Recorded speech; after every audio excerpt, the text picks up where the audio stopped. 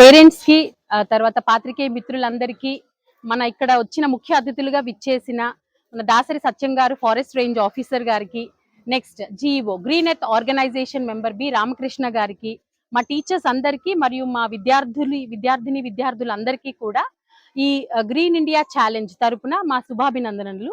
ఈ green India mission అనే programme లేదా గ్రీన్ ఇండియా ఛాలెంజ్ అనే ప్రోగ్రామ్ ముఖ్య ఉద్దేశం ఏంటి అంటే, మనం ఇప్పుడు ఉంటున్న సమాజంలో ఎక్కడికక్కడ కాంక్రీట్ జంగల్స్ ఇలా ఉన్న వ్యవస్థలో రేపొద్దున్న కనీసం వాటర్ కి గాని, ప్లాంట్ కి గాని, ఆక్సిజన్ కి గాని రిసోర్సెస్ లేని టైంలోని మనం పిల్లల్లోనైనా సరే, అంటే ఈ రోజు పిల్లలే రేపటి పౌరులు అన్న విషయం మనందరికీ తెలిసిందే, వాళ్లలో ఒక అవేర్నెస్ ప్రోగ్రామ్ ని క్రియేట్ చేసి కండక్ట్ చేసి వాళ్లలో ఎంతో కొంత సమాజం పట్ల, నైతికత పట్ల విలువల్ని పెంచే విధంగా మరియు కొంత న్యాచురల్ రిసోర్సెస్ ని సస్టైన్ చేసే విధంగా ఇలాంటి ప్రోగ్రామ్స్ కండక్ట్ చేయడం వల్లనైనా సరే వాళ్ళలో ఒక అవేర్నెస్ వస్తుంది అని ముఖ్య ఉద్దేశంతో మనం కాంటెంపరీ ఇష్యూస్ ని తీసుకొని ఎవ్రీ మంత్ కొన్ని యాక్టివిటీస్ అన్నది కండక్ట్ చేస్తున్నాము.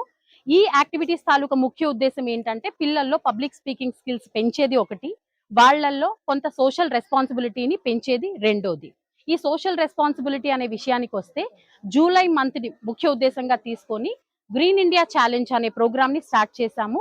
జూలై 1వ తారీఖు నుంచి ఈ రోజు వరకు కూడా రకరకాల యాక్టివిటీస్ తో, అంటే ఇండోర్ ప్లాంటేషన్ కావచ్చు, లేదా హైడ్రోఫోనిక్ ప్లాంటేషన్ కావచ్చు, లేదా agriculture different types of modern agriculture methods కావచ్చు, రాబోయే తరానికి మన పిల్లల్లో ఎంతమంది అగ్రికల్చరలిస్ట్ ఉంటారో మనకి తెలియదు.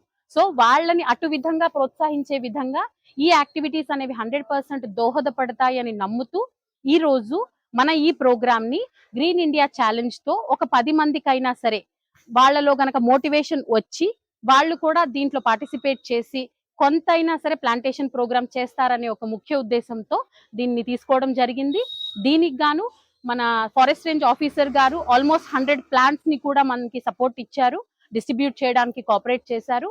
And green earth organization Ramakrishna గారు కూడా దీంతో పాలు పంచుకోవడం మాకు చాలా ఆనందంగా ఉంది.